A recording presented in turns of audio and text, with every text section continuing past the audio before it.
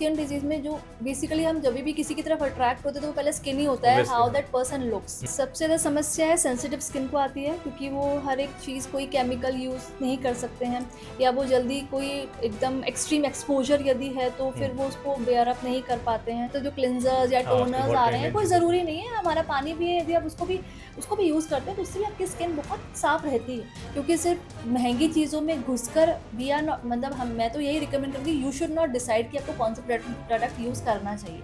आपकी स्किन की क्वालिटी क्या है, उस समय स्किन की कंडीशन क्या है, आपके लिए एप्रोप्रिएट केमिकल कौन-सा है और वास्तव में वो केमिकल बेनिफिशियल भी है कि नहीं है। स्वागत है आपका एक बार फिर से नवलराज शो में। मैम स्वागत है आपका। Thank you. हमें फिर से समय देने के लिए बहुत-बहुत धन्यवाद। आज मैम हम बात करना चाहते हैं स्किन के बारे में। जो सबसे बड़ी समस्याएँ हैं, बहुत सारे कॉजेज़ के बारे में बात करेंगे, पिंपल्स के बारे में बात करेंगे और आयुर्वेद से जुड़ी बातें करेंगे कि पिंपल्स और स्किन और क्या फ़ायदे हैं, क्या नुकसान है, कैसे हम इसको सही कर सकते हैं। हमारा खान-पान, पॉल्यूशन, हम जो-जो प्रोडक्ट यूज़ करते हैं, इस सब के बारे में हमें आयुर्वेद से जुड़ी जानकारियाँ, डेली रूटीन के बारे में जानकारी चाहिए। तो हम सबसे शुरू करते हैं हम अ, जो हमारी त्वचा है वो किस-किस प्रकार की होती है? कैसी किसकी कैसी होती है? कौन से टाइप होते हैं इसके? मतलब ईज़ी लैंग्वेज में कहा जाए तो स्किन टाइप क्या होता है? देखिए, स्किन टाइप को यदि ब्रॉडली हम कैटेगराइज़ करें या क्लासिफ़ाई करें तो वो 4 प्रकार की भी होती है, 5 प्रकार की भी अच्छा। होती है। तो आपका स्किन टेक्सचर कैसा है, हुँ, उसके बेसिस पे डिसाइड होता है कि आपकी स्किन टाइप क्या है। जैसे वैसे तो आजकल लोगों में बड़ी अवेयरनेस है हाँ, अपने स्किन को लेकर, एंड सबको पता होता है कि मेरा स्किन टाइप क्या है। हाँ जी, लेकिन फिर भी यदि मुझे बोला जाए बोलने के लिए, तो स्किन टाइप में सबसे पहले स्किन होती है ऑयली स्किन, हाँ जी। जो दूर से ही दिखता है कि बड़ा चिकना सा स्किन होता हाँ, है हाँ, ना, हाँ, बहुत हाँ। लस्टरस होता है, हुँ, बहुत ऑयली होता है ना। हुँ, दूसरा होता है उसके एकदम ऑपोजिट, हुँ, ड्राई स्किन। ठीक। हाँ, थोड़ा-सा भी वेदर चेंज होता है तो स्किन एकदम ड्राई हो जाती है, खुरदरी सी हो जाती है, थोड़ा-सा यदि निशान पड़े तो हाँ, वहाँ पर फिर वो लकीरें पड़ने लगती है। तीसरा होता है कॉम्बिनेशन स्किन, हुँ, जो नॉर्मल और ड्राई, जिसको नॉर्मल स्किन भी हम बोल सकते हैं, अच्छा, ठीक है? और चौथी स्किन होती है बहुत सेंसिटिव स्किन। वो अच्छा। सेंसिटिव ना तो नॉर्मल में आएगी, हुँ, ना ही वो ड्राई में आएगी और ना हुँ, ही वो ऑयली में आएगी। वो सेंसिटिव स्किन होता है, depend on the type of the stimulus उसको कैसा मिल रहा है हुँ, और फिर वो कैसे रिएक्ट कर रही है। तो कुछ-कुछ ऐसे स्किन टाइप्स होते हैं जो बहुत जल्दी, जिसमें ब्लेमिशेस हो जाते हैं, रेडनेस आ जाती है, खुजलियाँ हो हाँ जाती जी, हैं, तो वो सब सेंसिटिव स्किन के अंदर आती है। तो ये ब्रॉडली ये क्लासिफाई हम कर सकते हैं इतने-इतने टाइप्स में, जो कि आम तौर पे इंडियन पॉपुलेशन में ये स्किन टाइप्स देखने को मिलते हैं। अच्छा। तो मैम स्किन टाइप में अगर हम प्रॉब्लम्स की बात करें, तो सबसे ज़्यादा प्रॉब्लम किसको आती है? आपने 4 टाइप बताए। हमें मतलब मोस्टली लोगों को ऑयली और ड्राई स्किन पता होती है।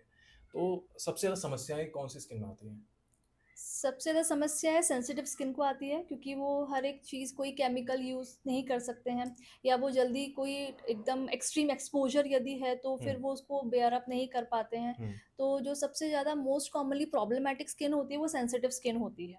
इसीलिए जभी भी कोई प्रोडक्ट आता है, क्योंकि जो स्किन हाँ, है, उसमें जो भी कुछ प्रोडक्ट आएगा वो बाहर ही अप्लाई करना होता है, तो हाँ जी, जितने भी सारे पैच टेस्ट बताए गए हैं वो हुँ, सेंसिटिव स्किन के लिए ही बताए गए हैं। क्योंकि और स्किन टाइप के कंपैरिज़न में जो ये जो सेंसिटिव स्किन है ना, उसके जो रिस्पॉन्सेज़ होते हैं वो ज़्यादा एग्रेसिव होते हैं, वो ज़्यादा बड़े और जिसको हुँ, एक्ज़ैजरेटेड रिस्पॉन्स बोलते हैं ना, वो होते हैं। एग्ज़ैक्टली। तो मैम स्किन को हम अगर हम बात करें डेली रूटीन की, तो हम अपनी स्किन के लिए मॉइस्चराइज़र यूज़ करते हैं, बहुत सारी चीज़ें यूज़ करते हैं। तो डेली रूटीन में हमें क्या यूज़ करना चाहिए पहले? बाकी चीज़ें हम आगे पूछेंगे, महँगे प्रोडक्ट वगैरह सब कुछ बात करेंगे। लेकिन एक व्यक्ति का सुबह से उठ के रात तक का क्या होता है डेली का रूटीन? क्या होना चाहिए? देखिए, डेली रूटीन जिसको हम आयुर्वेद में दिनचर्या बोलते दिनचर्या, हैं, बिल्कुल। उसका इम्प्लीकेशंस हुँ, या उसको फ़ॉलो करना हुँ, सिर्फ़ एक स्किन डिज़ीज़ के लिए ही या स्किन के पॉइंट ऑफ व्यू से ही इम्पोर्टेंट नहीं है। हमारे आयुर्वेद में दिनचर्या हर एक बीमारी हुँ, से संबंधित है और हर एक बीमारी के लिए उसको रिकमेंडेशंस दी, और नॉट बिल्कुल। Only for the disease condition but for the healthy conditions also. दिनचर्या को प्रॉपर दिनचर्या जो बताया गया है, हाँ जी, उसको फ़ॉलो करना बताया ही गया है। हाँ।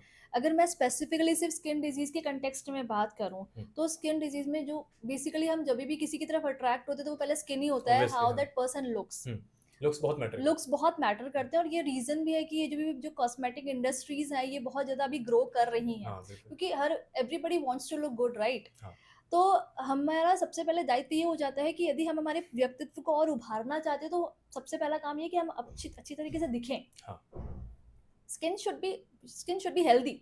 मैं सुंदर और गोरा या काला या ऐसे इट शुड लुक हेल्दी और देखने से लग भी जाता है कि इसकी स्किन हेल्दी हेल्दी है, है, इसकी इसकी स्किन नहीं है। हेल्दी हाँ, नहीं है। बिल्कुल। गोरा काले से कोई फ़र्क नहीं गोरा पड़ता। काले से कोई फ़र्क नहीं हाँ। पड़ता है, स्किन का आपको हेल्थ पता चल जाती है, उसके ग्लो से, उसके लस्टर से, उसकी हुँ, ऑरा से, हुँ, ठीक है? तो हमारे आयुर्वेद में जो दिनचर्या बताया गया, तो दिनचर्या में सुबह उठते से आप देखिए ना एक एक इंसान सुबह ब्रह्म मुहूर्त में उठ रहा है, बिल्कुल। उसके स्किन का लस्टर और एक लेट नाइट जाग रहा है और उसके बाद फिर वो सुबह लेट हाँ, उठ रहा हाँ, है, हाँ, हाँ, तो you can feel the difference. तो बिल्कुल। देखिए ना आपकी सुबह उठने से लेकर रात के सोने तक का आपका पूरा एंटायर रूटीन क्या होगा ना, उसका डेफिनिटली इम्पैक्ट आपके स्किन पे पड़ेगा ही पड़ेगा। अच्छा, तो एक ideal lifestyle should start with an ideal day. तो इसलिए दिनचर्या का बहुत इम्पोर्टेंस है हाँ, for your skin to look healthy, for your skin to look glowy. बिल्कुल। तो तो एक व्यक्ति सुबह उठ के क्या करे? सबसे पहले जैसे कहते हैं कि सुबह उठ के पहले पानी पीना चाहिए, हाँ, हाँ। उसके बाद आपको फेस वॉश करना चाहिए, वगैरह-वगैरह। नहीं, तो बहुत सारी चीज़ें बताई गई। हाँ, दिनचर्या तो यदि वही मैं अब मैं बात पूरा डिटेल स्टार्ट से हो ही गई है, तो दिनचर्या में सबसे पहले बताया कि आपको ब्रह्म मुहूर्त में उठना हाँ, चाहिए। बिल्कुल। ब्रह्म मुहूर्त ब्रह्म को मुहूर्त कितने बजे से कितने बजे तक होता है? ब्रह्म मुहूर्त आप ब्रह्म मुहूर्त का हम टाइम नहीं डिसाइड कर सकते हैं क्योंकि अच्छा, it depends on the timing of the sunrise. अब विंटर्स में सनराइज अलग होता है, सनराइज का हाँ, टाइमिंग अलग होता है, समर्स में अलग होता है, बिल्कुल। रेनी सीजन में अलग अलग होता है। हुँ, तो क्या होता है ना कि सूर्योदय से 48 मिनट्स पहले ठीक। के टाइम वो ब्रह्म मुहूर्त टाइम होता है। तो आप उधर उठ जाइए, हुँ, उस टाइम पर उठ जाइए, उठते से ही आप सबसे पहले अपने बाउल्स को इवैक्यूएट करिए, ओके। है ना? अपने इमोशंस जो हैं उसको हुँ, पूरा इवैक्यूएट करिए, उसके बाद फिर उठते से आप गर्म पानी पीजिए, जिसको उष्णोदक जलपान भी बोलते तो हैं। गर्म पानी पीने से फ़ायदा होता है या हाँ, नॉर्म एक्चुअली में फ़ायदा अच्छा, होता है और इसका सिर्फ़ एक फ़ायदा नहीं है, इसके मल्टी फ़ैसेटेड इसका मतलब बहुत अलग-अलग तरीके से फ़ायदा होता है। ये हुँ, आपके डाइजेशन को, आपके मेटाबॉलिज़्म को ये और एक्चुअली स्किन लस्टर जो है ना, वो हाँ, आपके मेटाबॉलिज़्म के ऊपर बहुत अगर आपका डाइजेशन प्रॉपर नहीं हुँ, है, आप जो खाना खा रहे हो, यदि वो ठीक से डाइजेस्ट ही नहीं हो रहा है, प्रॉपर्ली अच्छा, मेटाबोलाइज़ ही नहीं हो रहा है, तो वो हुँ, कैसे आपको अपना सार देगा वो? बिल्कुल। तो प्रॉपर आहार लेने के बाद उसका प्रॉपर डाइजेशन होना और फिर उसका सार भाग अपने शरीर को लगना, वो हुँ, किसके ऊपर डिपेंड करता है? वो अग्नि के ऊपर डिपेंड अग्नि के करता है, ऊपर वो डिपेंड करता डाइजेशन के ऊपर डिपेंड करता है। तो जो ये उष्णोदक पान जिसको सुबह उठते से गर्म पानी पीना जो बताया गया है है। ना, हाँ, इसका बहुत बहुत अच्छा महत्व है। अच्छा, हाँ, उसके बाद उठते से जस्ट आपका डेली रूटीन है वो और सबसे पहली बात तो दिनचर्या में जो इम्पोर्टेंट अगर मैं स्किन के कॉन्टेक्स्ट में बात करूँ हाँ, तो आपको हमेशा कोशिश करना है कि अपनी स्किन को आप बहुत साफ रखें। और वो कैसे रखें? साफ मतलब आप नॉर्मल पानी से भी साफ रख सकते अच्छा, हैं। ज़रूरी नहीं कि बहुत आपको बहुत हेवी या बहुत कॉस्टली कॉस्मेटिक्स यूज़ करके जो आजकल जो क्लींजर्स या हाँ, आजकल टोनर्स बहुत आ रहे हैं, ट्रेंड इन कोई चीज़ों पे ज़रूरी नहीं है। हमारा पानी भी है, यदि आप उसको भी यूज़ करते हैं, तो उससे भी आपकी स्किन बहुत साफ रहती है। मतलब आप फेस वॉश वगैरह यूज़ ना भी हाँ, करें, ना भी करें तो तो भी आपका पानी से यूज़ करके आप हाँ, स्किन क्लियर कर सकते हैं। बिल्कुल, क्यों नहीं? ओके, कर तो फिर सकते हैं। देन मैम उसके बाद खाने-पीने का कैसे? उसके बाद आप अपने नहा लीजिए, नहाने के हाँ, बाद में अपना जैसे आपको जो ब्रेकफ़ास्ट लेना है, हुँ, जैसे मैं हर बार जब भी मुझे मौका मिलता है ऐसे प्लेटफ़ॉर्म्स पे बोलने का, तो मैं हुँ, यही बोलती हूँ कि आपके सुबह का जो नाश्ता होना चाहिए, इट शुड बी हेवी, बिल्कुल, है ना? तो हुँ, क्योंकि आपको नहीं पता ना लंच के लिए अभी इतना फ़ास्ट वर्किंग लाइफ़ हो गई है, तो बहुत आपको ज़्यादा, लंच के लिए टाइम मिलेगा कि नहीं मिलेगा, तो हाँ, कोशिश करिए कि आप ब्रेकफ़ास्ट ही अच्छा-सा ले लें। It should B colourful, okay, है ना? बहुत सारे उसमें न्यूट्रिएंट्स होने चाहिए। It should be loaded with the nutrients. Okay. जैसे लोग पराठे खाते हैं, बहुत सारी तली-भुनी चीज़ें खाते हैं, हाँ, वो नहीं, इट इज़ ब्रेकफ़ास्ट में नॉट वो स्किन में रिकमेंडेड नुकसान न करता है? हाँ, बिल्कुल करता है ना। वो आगे ओके, जाके फिर आपको कहीं न कहीं आपके डाइजेशन को वो एक अफ़ेक्ट करेगा ही करेगा। और वो स्किन पे फिर असर दिखेगा स्किन उसका? के फिर असर दिखेगा ही दिखेगा और मैं ये नहीं कह रही हूँ, मैं एकदम से पराठे को खाने के लिए मना नहीं कर रही हूँ, हाँ, बट अगर कोई रेगुलर बेसिस पे सातों दिन वही खा रहा है, तो ये शायद तो नुकसान करेगा, ये बिल्कुल करेगा। ये ठीक है। गलत प्रैक्टिस है। मैम उसके बाद हम ऑफ़िस जाते हैं, तो ऑफ़िस में कंटिन्यू काम कर रहे हैं सिस्टम देख रहे हैं, तो बहुत एग्ज़ॉस्ट हो जाती है बॉडी। तो उस बीच में कोई रूटीन्स हम कर सकते हैं फ़ॉलो स्किन से रिलेटेड?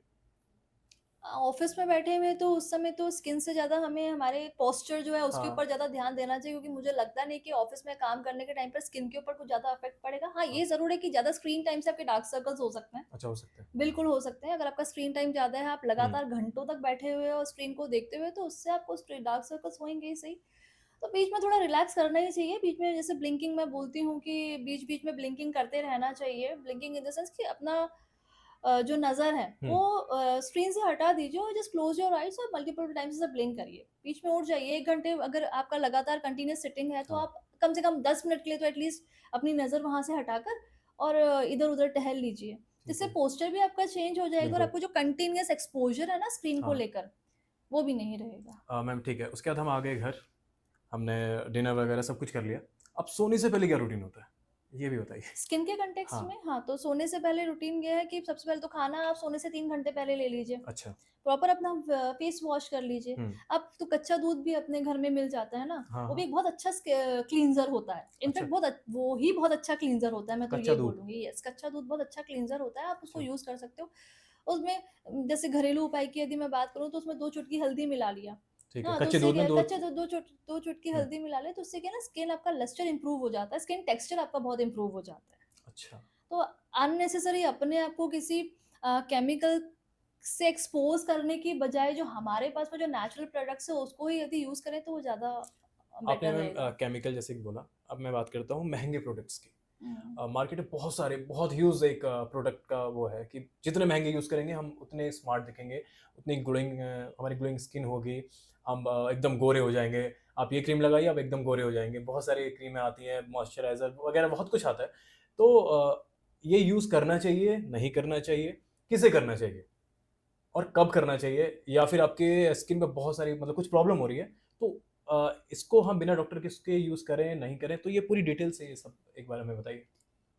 देखिए एक्चुअली ना इसके लिए तो एक प्रॉपर पूरी ब्रांच होती है डर्मेटोलॉजी की। ठीक है। है ना? हाँ। तो आपको कौन-सा प्रोडक्ट यूज़ करना चाहिए क्योंकि अल्टीमेटली देखिए ये जो प्रोडक्ट्स आ रहे हैं ये भी केमिकल्स ही है ना। हाँ, हाँ, हाँ। तो आप इसको अननोविंगली और सिर्फ़ एडवर्टाइज़मेंट में जाकर या कुछ फ़ॉल्स प्रोपेगेंडा में कि हुँ, हुँ, हुँ। घुसकर या फिर किसी का वो काम किसी के ऊपर वो काम अच्छा कर रहा है तो मेरे ऊपर भी वो काम अच्छा बिल्कुल, करेगा। हुँ, तो सिर्फ़ सुनी-सुनाई बातों पर और देखी-दिखाई बातों पर विश्वास करने की बजाय यदि आप वास्तव में आपको लग रहा है कि your skin needs some medication hmm. तो आप किसी अच्छे डर्मेटोलॉजिस्ट के पास जाइए। उसको अपनी प्रॉब्लम्स डिस्कस करिए एंड देन लेट हिम और लेट हर डिसाइड कि कौन-सा प्रोडक्ट उसके लिए ज़्यादा अच्छा है। क्योंकि सिर्फ़ महँगी चीज़ों में घुसकर वी आर नॉट मतलब हम मैं तो यही रिकमेंड करूँगी यू शुड नॉट डिसाइड कि आपको कौन-सा प्रोडक्ट यूज़ वाह! करना चाहिए। आपकी स्किन की क्वालिटी क्या है? उस समय स्किन की कंडीशन क्या है? आपके लिए एप्रोप्रिएट केमिकल कौन-सा है? और वास्तव में वो केमिकल बेनिफिशियल भी है कि नहीं है? हुँ। वो लेट द डर्मेटोलॉजिस्ट डिसाइड। मैं तो यही हम रिकमेंड जो करूँगी। एडवर्टाइज़मेंट देखते हैं, महँगे प्रोडक्ट देखते हैं, हम गए, हमने खरीद लिया, उसका थोड़ा पढ़ लिया उसके बारे में वैसे ही, तो उसका वो नुकसान होता है स्किन पे? हाँ, होता है लॉन्ग टर्म में नुकसान तो होता ही है। क्योंकि इसमें बहुत सारी मैं केमिकल्स ये होते हैं। नहीं कह रही हूँ कि आपको सिर्फ़ हमेशा नेचुरल प्रोडक्ट्स के ऊपर ही रहना हाँ। मतलब until and unless if your skin is not demanding it. हुँ, हुँ, लेकिन हुँ। अभी एक्चुअली कैसा है ना, अभी माहौल ऐसा हो गया, हम लोग पॉल्यूशन से इतने एक्सपोज़्ड हो चुके हैं ना, हाँ। कि यदि हम कुछ सप्लीमेंट या कुछ ऐसा कुछ नहीं यूज़ करेंगे, तो शायद हमारी स्किन बिल्कुल एकदम झुलसा-सी जाएगी।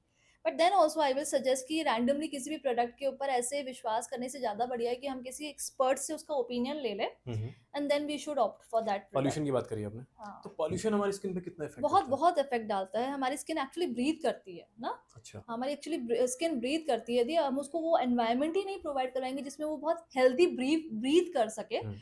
तो उसका नुकसान पड़ता ही पड़ता है और आप देखो ना अभी आप माउंटेन्स पे जाते हो तो वहाँ पे लोगों को क्योंकि वहाँ पे वो लोग इतना बिल्कुल। फ्रेश एयर लेते हैं तो उनकी स्किन भी बताती है कि देखो ग्लो कि आता है। ग्लो आता है क्योंकि हाँ। वहाँ पे जो जो वहाँ का एनवायरनमेंट होता है वो इतना प्योर, इतना क्लीन, इतना पॉल्यूशन फ्री होता है हुँ। और अभी यहाँ पर मेट्रोज़ में देख लो ना आप कि इनफैक्ट बच्चों की स्किन भी बताने लगती है कितनी डल और हाँ, हाँ, कितनी हाँ। वो तो ये पोल्यूशन का प्रभाव पड़ता ही पड़ता है। Air quality matters how your skin looks. अब मैम बात करते हैं स्किन के लिए डाइट कितनी मायने रखती है? सब डाइट डाइट एंड लाइफस्टाइल तो एक ऐसी चीज़ है जो सिर्फ स्किन के लिए नहीं हाँ। शायद नहीं, डेली रूटीन के लिए तो हमारी होती ही ऑब्वियसली होती है। बिल्कुल लेकिन इसका स्किन पे कितना असर पड़ता है? आपका खाना खाने से ही पता चलता है ना। हुँ। क्या बोलते हुए कि नहाए हुए के बाल और खाए हुए के गाल ये दिखते हैं। ऐसा बड़े बुजुर्ग बोलते थे। हाँ, जिस दिन आप नहाकर आते हैं, अपना सर धोते हैं तो अपना हेयर वॉश करते हो तो उस दिन आपके बाल अलग ही दिखते हैं। बिल्कुल। और जो अच्छा खाता है, अच्छा जिसका मील इंटेक बहुत अच्छा है ना, उसका हाँ। एक्चुअली में उसकी स्किन दिखती है कि इसने अच्छा खाया हुआ है। तो सिर्फ़ पेट भर लेना ही इज़ नॉट इम्पोर्टेंट, किससे पेट भरा गया है, किस समय पेट भरा गया हुँ, है हुँ। और कितना पेट भरा गया है, इसका बहुत इम्पोर्टेंस अच्छा, होता है। ओवर खाना भी प्रॉब्लम करता है? ओवर ईटिंग तो करता ही करता है। अभी ये जो जंक फूड का, पैक्ड फूड का, रीहीटेड फूड को लेने का जो ये कस्टम क्योंकि मैं ब्लेम भी नहीं कर हुँ, सकती हूँ हुँ, ना, हुँ। अभी हम लोगों की लाइफ़ ही ऐसी हो गई हाँ, है कि बिल्कुल। हम ना चाहकर भी हमको ऐसा करना है। लेकिन हमें कोशिश ऐसी करनी चाहिए कि यदि हमारा उसका कंज़म्पशन ज़्यादा हो रहा है हुँ, ना, हुँ। फ्रीक्वेंसी ज़्यादा तो हम कोशिश करें कि हम थोड़ा उसको कम करें। ठीक। जैसे वैसे ही हमारे 5 दिनों में ऑफ़िस में खाना इस तरीके से हो हाँ। जाता है कि टाइमली खाना नहीं हो रहा है हुँ, या हमारे लंच स्किप हो रहे बिल्कुल। हैं, हमारे हाँ। ब्रेकफ़ास्ट स्किप हो रहे हैं, फिर भी हम कोशिश करते हैं कि चलो वीकेंड्स पर तो बाहर खाना खाकर हुँ, आएँ। हुँ, तो हुँ। हमें कोशिश ये करनी चाहिए कि वीकेंड्स पे तो एटलीस्ट हम घर का खाना खा लें। हाँ, वीकेंड्स प्लान बन जाता है, चलिए आज बाहर खाते हैं और आज वो कुछ। सबसे हम जो हमको मौका दिया गया है हुँ, कि हम उस समय अपने खुद का फ्रेशली घर का प्रिपेयर्ड खाना खा सकते हुँ, हैं। हम वो नहीं खाकर उस दिन भी हम बाहर खाना खाने जा रहे हैं। तो बिल्कुल। ये तो हम और गलत काम कर रहे हैं। अच्छा। तो अच्छा खाना, फ्रेश खाना क्योंकि आप देख लीजिए ना कितने भी बड़े रेस्टोरेंट्स में चले जाइए हुँ, वहाँ पर तो इनफैक्ट ग्रेवी तक भी प्रिज़र्व करके रखते हैं। तो अच्छा खाना, हुँ, हेल्दी खाना, स्वच्छ खाना हमको हमारे घर पे मिल सकता है और फ्रेश खाना हमको हमारे घर पे मिल सकता है और कहीं नहीं मिल सही कहा सकता आपने, है। एकदम एकदम सही कहा। मैम खाने से जुड़ी अब मैं अगला सवाल पूछना चाहता हूँ कि पानी का कितना बड़ा रोल होता है? हाँ, हाइड्रेटेड रखना बहुत ज़रूरी है। हाँ, अब मैं तो कितना पानी पीना चाहिए एक हाँ। व्यक्ति को दिन में? कहते हैं कि 7-8 लीटर, 9 नहीं, नहीं, लीटर नहीं, ये बहुत ज़्यादा हो या जाता फिर है। 2 बिल्कुल ही लीटर 2 हाँ, लीटर पानी काफ़ी है। हुँ, अति अम्बुपान या ज़्यादा पानी का इंटेक करना आयुर्वेद में भी वर्जनीय है। अच्छा, मतलब it is not recommended to have an intake of more water. Okay. More water consumption को आयुर्वेद भी कॉन्ट्रा इंडिकेट करता है। तो कितना पानी एक व्यक्ति को कितना 2 पानी litres 8 to 10 glass of waters जो कि हमारे एक्सपर्ट्स बताते भी हैं, हुँ, वो सफिशिएंट है। और अच्छा, एक्चुअली हमारी बॉडी खुद ही माँगने लग जाती है ना? तो हमारी बॉडी को खुद ही पता लग जाता है, लेकिन हम अननेसेसरी अपने पेट को सिर्फ़ पानी से भर रहे हैं कि हमको हाँ, हाइड्रेटेड रहना है। लेकिन नहीं ऐसा तो नहीं है कि हम कुछ ज़्यादा ही ओवर हाइड्रेट कर रहे हैं। जैसे कि आप एक एग्ज़ाम्पल ले लो हुँ, ना, जैसे एक पौधा है, हाँ, पौधे को पानी डालते तो उसको जितना एब्ज़ॉर्ब करना होगा वो वो उतना कर कर लेगा लेगा। और हम ब डालते ही जाएँगे तो क्या हो जाएगा? उसके रूट में वो वाटर क्लॉग हो जाएगा ना, उसके रूट हाँ, में वाटर पौधा मर इकट्ठा जाएगा, हो जाएगा तो पौधा मर जाएगा। बिल्कुल। तो हर एक चीज़ की एक ऑप्टिमम क्वांटिटी होती है, हुँ, उसको उसी क्वांटिटी में लेना है। ठीक। तो 8 से 10 ग्लास पानी जो होता है ना, वो काफ़ी होता है। तो इससे ज़्यादा स्किन को हाइड्रेट ज़रूरत रखने के नहीं लिए है। पानी के अलावा भी और कोई सोर्सेज़ हैं? हाँ, जूसेस ले सकते हैं, हुँ, बट जूसेस भी मैं अब डिपेंड करता है कि आप एक्चुअली कैसा है ना, जो जूसेस भी है हमारे रेगुलर प्रैक्टिस में हम देखते हैं हर इंसान नहीं पचा पाता है। बिल्कुल नहीं, हाँ, क्योंकि आयुर्वेद में उसको स्वरस कल्पना बोली गई है, तो जो स्वरस कल्पना मतलब स्वरस मतलब जो जिसको जूसेस बोलते हैं ना, हुँ, उसको आयुर्वेद में स्वरस बोलते हैं। स्वरस कल्पना, स्वरस बोलते हैं। हाँ, kalpana is a different type of formulations. अच्छा, तो जो जूसेस है उसको स्वरस बोलते हैं और हुँ, उसको ऐसा माना गया है और ऐसा होता भी है कि आयुर्वेद में सबसे ज़्यादा मुश्किल होता है स्वरस को पचाना। अच्छा, तो जूसेस भी हर इंसान को जल्दी से डाइजेस्ट नहीं होते हैं। हुँ, तो आप देख लीजिए, डायबिटिक्स है जैसे कोई डायबिटीज़ है किसी को तो हाँ। उसको हम बिल्कुल रिकमेंड नहीं करेंगे कि आप जूस लो। तो कौन-सा जूस पिए फिर इंसान कैसे चुने कि मुझे ये जूस पीना चाहिए, ये कैसे पता चलेगा? देखो अगर स्किन की बात कर रहे हाँ, हो तो स्किन के लिए तो जिसमें विटामिन सी जो लोडेड जो जूसेस होते हैं ना जैसे हाँ, अनार का हो गया या हुँ, ऑरेंज जूस हो गया, पाइनएप्पल जूस हो गया, ये स्किन के लिए बहुत अच्छे रहते हैं।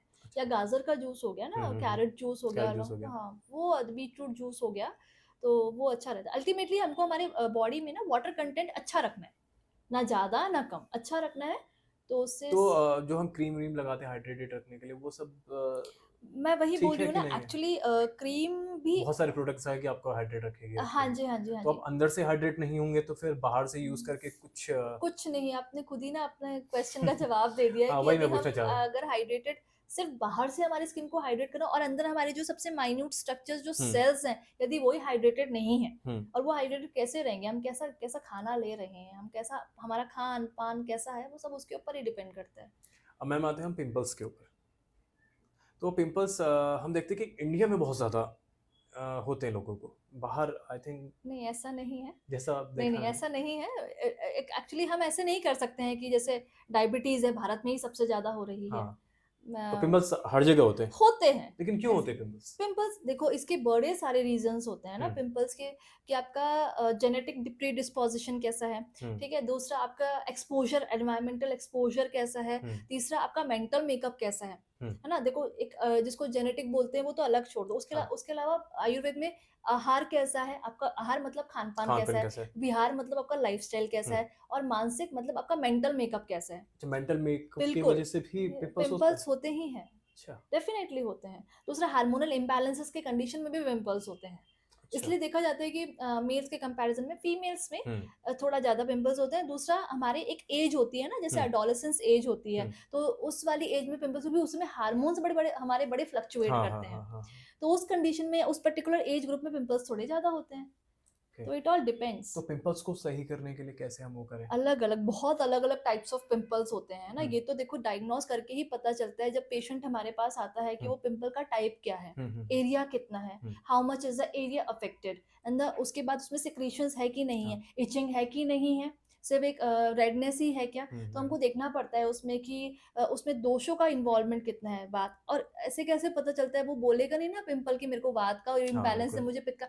वो इससे पता चलता है कि वो किस प्रकार के सिम्टम्स शो कर रहा है। अगर अच्छा, यदि उस पर्टिकुलर एरिया में ड्राइनेस बहुत ज़्यादा है, तो हमको पता लग जाएगा कि वहाँ पे वात बढ़ी हुई है। वहाँ पे यदि बहुत रेडनेस है और वहाँ पर इचिंग हो रही है और बहुत गर्मी जैसा फ़ील हो रहा है, तो हुँ, यानी वहाँ पे हुँ, पित्त का इन्वॉल्वमेंट है। और अच्छा, यदि वहाँ पे लग रहा है कि वहाँ पे सिक्रीशंस बहुत ज़्यादा है, तो यानी कफ का इन्वॉल्वमेंट हुँ, है। तो ये सिर्फ़ पिंपल्स के कॉन्टेक्स्ट में नहीं होता है। आयुर्वेद में एक्चुअली हम कोई भी डिज़ीज़ डायग्नोज़ करते हैं ना, तो किस प्रकार के हुँ, एक्चुअली सिम्पटम्स आ रहे हैं, हुँ, दोषों के कौन से लक्षण के सिम्पटम्स आ रहे हैं, हुँ। वो उससे पता चल जाता है फिर। तो मैम ये तो हो गई ज़्यादा पिंपल्स की बात। अगर नॉर्मल डेली रूटीन में भी पिंपल हो जाता है, हो जाता है, तो एक उसके आध लिए हो हम घर जाता पे है। क्या कर सकते हैं आयुर्वेद के हिसाब से? आयुर्वेद के हिसाब से कुछ नहीं, आप थोड़ा-सा पानी लीजिए, हल्दी लीजिए और उसको पिंपल के ऊपर लगा लीजिए। हाँ, वो आगे फ्लेयर अप भी नहीं होगा, हुँ, उसका पाक भी नहीं होगा और दूसरा वो जल्दी से रिज़ॉल्व भी हो जाएगा। या फिर आप आज एलोवेरा तो हर जगह मिल जाता है हाँ, ना, एलोवेरा थोड़ा-सा मिलता है। एलोवेरा पल्प वहाँ पे लगा लिया। हुँ, तो ये सब क्या है ना, उसको रेस्ट्रिक्ट कर देंगे, उसकी ग्रोथ को, और उसके हुँ, हुँ, हुँ, जो अगर वो स्प्रेड भी हो रहा है तो हुँ, उसको हम कर देंगे।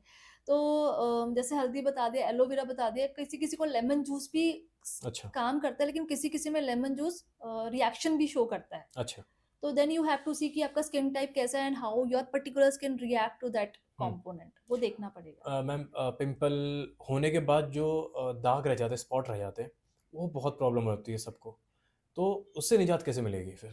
पिंपल सही हो गए आपके अब, खाना, फिर खाना? आपका खाना, आप ज़्यादा स्ट्रेस मत लीजिए, हुँ, क्योंकि ये जो पिगमेंटेशंस होते हैं ना, देखा जाता है कि स्ट्रेस अच्छा, की वजह से ये एग्रीवेट होते हैं और रिज़ॉल्व नहीं होते हैं, ये जो हुँ, दाग वगैरह रह जाते हैं। इस कंडीशन में आप आँवले का इंटेक बहुत ज़्यादा कर सकते हो। अच्छा, आँवले को अलग-अलग फ़ॉर्म में ले सकते हो, पाउडर ले सकते हो, जूस ले सकते हो हुँ, उसका, या जैसे उसके बहुत सारे मुरब्बा या अचार उसके फ़ॉर्म में आप ले सकते हो आँवला। तो आँवला एक्चुअली स्किन के लिए बहुत अच्छा काम अच्छा। करता है। तो येस। आँवलों के आप वैसे कच्चा भी खा सकते हो हाँ, कि हाँ, किसी आँवला तरीके से भी खा आँवला सकते हो? एक्चुअली आँवला ना it is loaded with vitamin C. It is hmm, loaded with so many antioxidants, और स्किन के लिए जो विटामिन सी होता है ना, वो एक्चुअली कोलेजन बूस्ट करने का काम करता है। हुँ, तो जितने भी ये जो सिट्रस फ्रूट्स होते हैं ना, जो खट्टे फ्रूट्स हाँ होते हैं, जी, वो स्किन के लिए बड़े अच्छे होते हैं।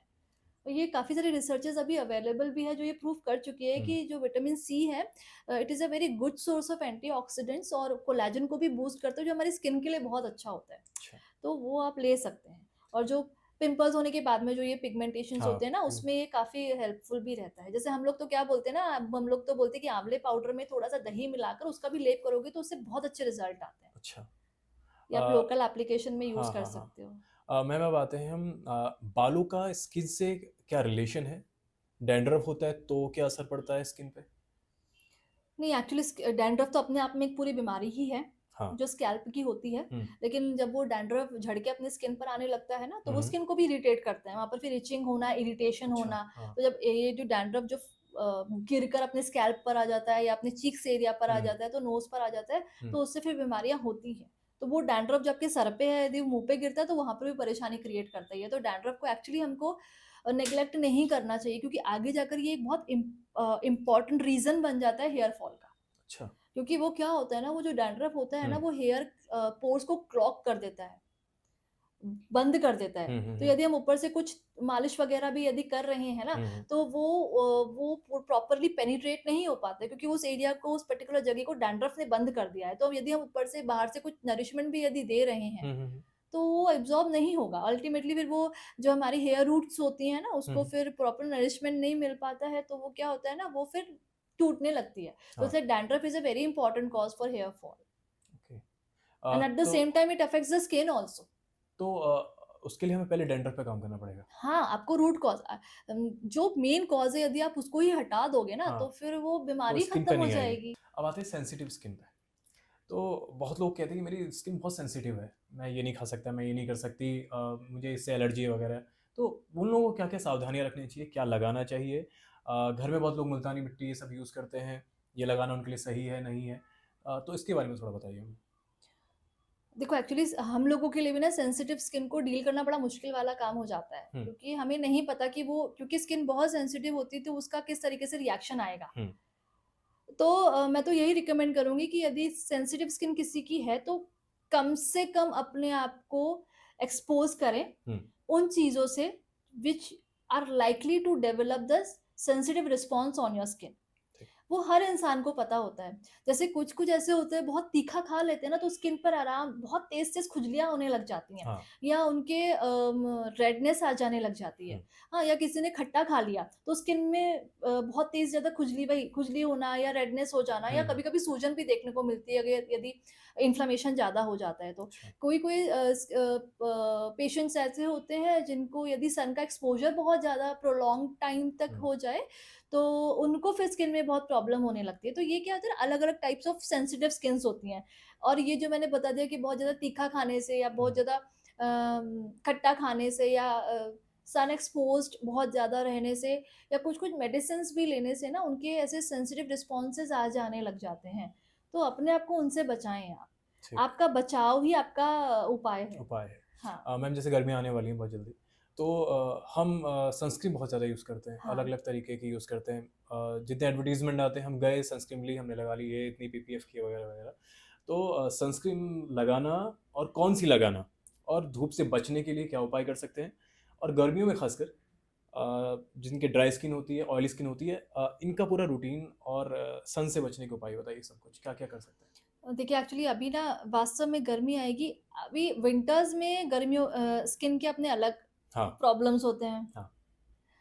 समर्स आ जाएँगे तो अपने अलग प्रॉब्लम्स रहेंगे। हुँ, क्योंकि एक तो बाहर बहुत तेज़ धूप हाँ, और धूप के साथ फिर पसीना पसीना, और मेट्रो सिटीज़ में पसीने के साथ धूप के साथ पॉल्यूशन। पॉल्यूशन, तो बहुत सारी ऐसी चीज़ें एक साथ मिल जाती है जो फिर वो हाँ, अलग-अलग तरीके से अपनी मैनिफेस्ट करती है। हाँ जी। तो जैसे बोलते हैं कि आपने जैसे सनस्क्रीन की बात करी अभी तो सनस्क्रीन एक्चुअली में रिकमेंडेड है and it should be used hmm, क्योंकि वो क्या है ना एक एक्चुअली में स्क्रीन क्रिएट कर देती है सन के और आपके स्किन के आपके बीच में। अच्छा। तो जिनका अच्छा जो गुड एसपीएफ जिसकी 50 से ऊपर एसपीएफ है, हुँ, जैसे नॉर्मली 10-15 साल पहले तो 30-35 एसपीएफ की जो क्रीम्स होती थी, वो भी अच्छा काम करती थी। अच्छा, लेकिन अभी बहुत चेंज हो चुका है, तो जैसे जो अच्छे डर्मेटोलॉजिस्ट होते हैं, वो यही रिकमेंड करते हैं कि कम से कम 50 के आस-पास यदि आपका एसपीएफ है सनस्क्रीन में, तो आप कोई भी सनस्क्रीन जिसका एसपीएफ 50 या 50 से हुँ, ऊपर है, हुँ, वो आप सनस्क्रीन यूज़ कर सकते हो। ठीक, सिर्फ़ बाहर जाते ही मत यूज़ करो, even if you are sitting inside your office क्योंकि यूवी रेज़ देखो हर जगह है हाँ, और हमारी स्किन को सबसे ज़्यादा खतरा ना यूवी रेज़ से ही होता है। अच्छा, तो आप सनस्क्रीन का बिल्कुल उपयोग करें और आप उसको रूटीनली मतलब आप 4-5 घंटे में उसको रीअप्लाई भी करते रहें, ताकि अच्छा, आपकी स्किन थोड़ी-सी स्क्रीन्ड रहे, प्रोटेक्टेड रहे टू द तो एक्सपोज़र। कैसे चुनें कि कौन-सी क्या जो भी क्रीम जिसका एसपीएफ 50 है, 50 हुँ, के आस-पास है, 35 से 50 या हुँ, 50 से ऊपर, अ, पैच टेस्ट ज़रूर कर ठीक, लीजिए कि आपका मतलब कुछ रिएक्शन तो आपकी स्किन हुँ। शो नहीं कर रही है। अब ड्राई स्किन वाले और ऑयली स्किन वाले सवाल पूछेंगे कि हम कैसे चूज़ करें कि हमें सनस्क्रीन कौन-सी लगानी है, कैसे नहीं, लगानी है? एक्चुअली जो एसपीएफ होता है ना, हाँ, वो ये फैक्टर होता है जो कि it is not actually based on the skin वो आप बस देख लो कि जिसका एसपीएफ 35, 40, 50 के आसपास है, वो हुँ, आप यूज़ कर लो, इट इज़ नॉट मतलब कोई भी स्किन टाइप यूज़ कर हाँ, हाँ, सकता है? वो कर सकते हैं, ठीक। वो कर सकते हैं। मैम कई लोग स्किन पे डेली की प्रॉब्लम फेस करते हैं, रैशेज़ हो जाते हैं, कुछ भी हो जाता है, कोई भी समस्या आती है, तो अपने हिसाब से नींबू घिस लिया, पेस्ट लगा लिया, कुछ भी घरेलू उपाय अपने हिसाब से कर लेते हैं। तो ये सब करना चाहिए, नहीं करना चाहिए? करना चाहिए तो क्या करना चाहिए? देखो इंडियन पॉपुलेशन में ऐसा है ना कि जब तक कोई बीमारी आपको बहुत परेशान ना करने लगे हुँ, तब तक कोई जाता नहीं कोई है हाँ, डॉक्टर के बिल्कुल पास। ध्यान नहीं देते। और स्किन तो एक ऐसी कंडीशन है जिसमें घर के लोग ही इतने ज़्यादा सजेशंस दे देते हैं, अरे ये हुआ है तो ये हाँ, लगा लो, बिल्कुल। अरे ये हुआ है तो फिर ये लगा लो। हाँ, मैं तो यही रिकमेंड करूँगी कि इसको हल्के में मत लो ना, हुँ, क्योंकि यदि थोड़ा-सा भी काम बिगड़ गया तो वो फिर पूरा आपके फेस पर ही आने वाला है। हाँ, तो यदि आपको लग रहा है कि आपकी कंडीशन ऐसी है कि वो आगे बढ़ सकती है, hmm, then immediately just rush to the good dermatologist, खुद ही घर पे डॉक्टर मत बनो। ताकि शुरुआत में ही आपको क नई-नई सही बीमारी है ना, तो हुँ, वो नई-नई बीमारी जल्दी से भी ठीक भी हो जाएगी। खुद से डॉक्टर ना खुद बने, से डॉक्टर ना बने, उससे कुछ ना घरेलू लगाएँ। उपाय क्योंकि हमको नहीं पता ना अगर हुँ, हमने नींबू पे रब कर लिया तो वो नींबू हमको कितना फ़ायदा देगा कि नहीं देगा? हाँ, पता चले फ़ायदा देने की बजाय वो और ही नुकसान करने लग जाए फिर। सही बात। तो आप क्या मैं actually being a doctor I will always recommend कि अगर यदि आपकी body is showing any kind of science and symptoms, अगर आपकी बॉडी कुछ भी ऐसा बता रही है हुँ, तो आपको इंडिकेट करिए कि something is not going proper inside you, तुरंत जाएँ डॉक्टर को दिखाएँ। Then just rush to doctor. ठीक। क्योंकि आपकी बॉडी ही है हुँ, जो आपको बता देती है कि अब समय आ गया है, कि अब चीज़ें खराब हो चुकी हैं, तो बिल्कुल। आप डॉक्टर के पास जाइए। गोरा होने का क्रेज़ बहुत ज़्यादा चल गया है। हर किसी को गोरा होना है। बहुत सारे लोग होते हैं, कुछ साँवले होते हैं, काले होते हैं। मैं किसी के फेस उस पे नहीं जा रहा। मैं जस्ट एक ये पूछना चाह रहा हूँ कि गोरे करने की क्रीम बहुत अवेलेबल है मार्केट में। ये लगा लो गोरे हो जाओगे, ये लगा लो गोरे हो जाओगे। कोरियन स्क्रीन बहुत Korean glass glow skin glass gloss जिसको हाँ, हाँ, बोलते जैसे। हैं। तो ये सब बहुत क्रेज़ बढ़ गया एकदम हर किसी को यही चाहिए। कोई चावल का पानी लगा रहा है, कोई कुछ लगा रहा है। तो ये सब क्या क्या मतलब क्या यूज़ करें, कैसे पहचानें? ये नुकसान भी बहुत करेंगी, कोई भी महँगी क्रीम लगा लो, उसमें रिएक्ट करेगी, तो हाँ, ये सब क्या है? देखो अब तो काफ़ी अवेयरनेस बढ़ गई है। हाँ, अब तो फेयर एंड लवली का भी नाम चेंज हो गया, अब वो फेयर भी एंड नाम ग्लो बदल हो गया गया। है।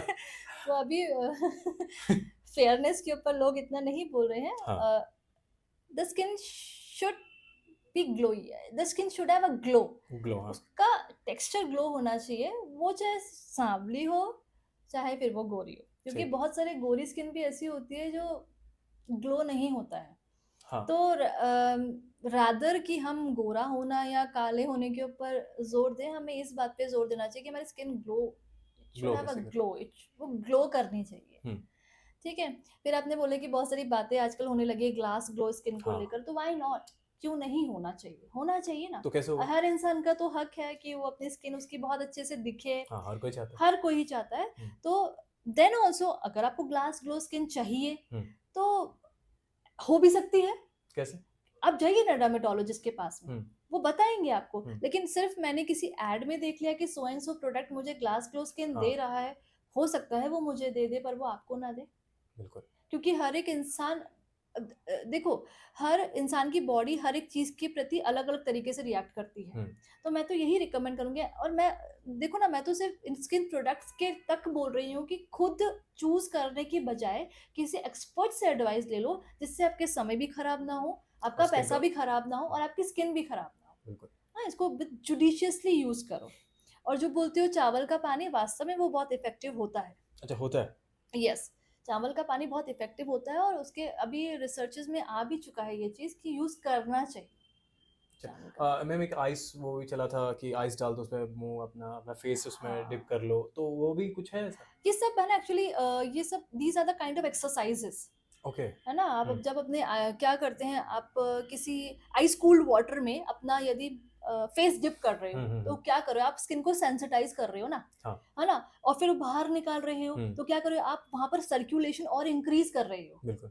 वहाँ पे ब्लड सर्कुलेशन और इंक्रीज़ हो रहा है, और जहाँ पर ब्लड सर्कुलेशन ज़्यादा अच्छा इंक्रीज़ होगा, वहाँ पर ऑलरेडी वहाँ पे नरिशमेंट अच्छा मिलेगा सेल्स को, तो वो अच्छा। स्किन और ग्लो करेगी। हम जो भी ये फेशियल वगैरह लेते हैं, हुँ, उसमें क्या हुँ, करते हैं, स्किन मसाज करते हैं मसाज ना, हम करते हैं। क्या कर रहे हैं, वहाँ पे ब्लड सर्कुलेशन ही तो इंक्रीज़ कर रहे हैं ना। बिल्कुल, बिल्कुल। तो जब ब्लड सर्कुलेशन इंक्रीज़ कर रहे हैं हम, तो हुँ, उस जगह को हम क्योंकि हमारी बॉडी के अंदर जितने भी न्यूट्रिएंट्स होते हैं ना, वो हुँ, ब्लड के थ्रू ही तो फ्लो होते हैं। एकदम। तो जब हम उस जगह पर अपना सर्कुलेशन बढ़ा देंगे, तो हमारे जो न्यूट्रिएंट्स हैं वहाँ पर और ज़्यादा पहुँचेंगे, हाँ, वहाँ पे उसको और नरिशमेंट मिलेगा, तो वो और ग्रो करेगी, वो और ग्लो करेगी। एक्सरसाइज़ की बात करी तो हम आते हैं योगा की तरफ। हाँ, योगा से कितना फ़ायदा होता है स्किन को आपकी? फेस योगा बहुत चल रहा है। हाँ, बहुत चल रहा हाँ, है। तो उसके काफ़ी अच्छे इफ़ेक्ट्स भी हैं। हाँ, अलग-अलग तरीके से अपने फेस के अलग-अलग पार्ट को ट्विच करना, हुँ, स्ट्रेच करना, रिलैक्स करना, ये सब तरीके क्या हैं जो मैं पहले बता चुकी हूँ। These are the ways to sensitise your skin, hmm, to increase the blood circulation. Hmm, तो ये सब करने से उस पर्टिकुलर एरिया का पूरे फेस पे ब्लड सर्कुलेशन इंक्रीज़ होता है, हाँ।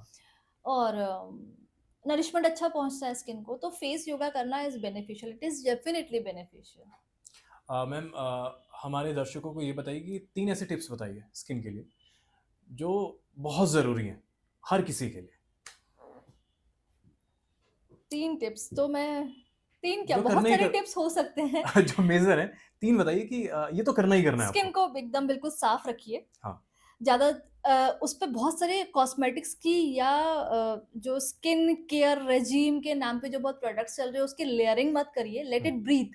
हुँ, हुँ, उसको इतना छोड़ दो, उसके ऊपर लेयरिंग मत करो बहुत सारी चीज़ों की। हुँ, हुँ, दूसरा, उस स्किन को नरिश करने के लिए आपका खान-पान बहुत अच्छा होना चाहिए। हुँ, जैसे मैंने अपने अभी पहले भी बोला, विटामिन सी रिच जो फूड्स होते हैं, जो फ्रूट्स होते हैं, हुँ, है ना? गाजर हो गया, चुकंदर हो गया, नारंगी, मौसमी जो हो गया, नारियल पानी हो गया ना, ये सब जो तरीके हैं जिससे हमारी बड़ी बॉडी ना नरिश्ड रहती है, हाँ, हाइड्रेटेड रहती है, वो लीजिए। और तीसरा, स्ट्रेस मत लीजिए, क्योंकि आपका एक्चुअली का मेंटल मेकअप कैसा है ना, हुँ, इससे बहुत डिपेंड करता है कि आपका खाना जो खा रहे हो वो कितना आपके शरीर को लग रहा है। तो बिल्कुल। 3 चीज़ है, अपने उस पर्टिकुलर एरिया हाइजीन मेंटेन करके रखें, हुँ, खान-पान बड़ा अच्छा हो, हुँ। और तीसरा मानसिक तनाव, और चौथा मैं अपनी तरफ से ऐड कर रही हूँ कि बिल्कुल, आपकी लाइफ़स्टाइल बहुत अच्छी होनी चाहिए। ठीक है। दिनचर्या बहुत अच्छी होनी चाहिए आपकी, हुँ, बहुत स्ट्रॉन्ग दिनचर्या होनी चाहिए।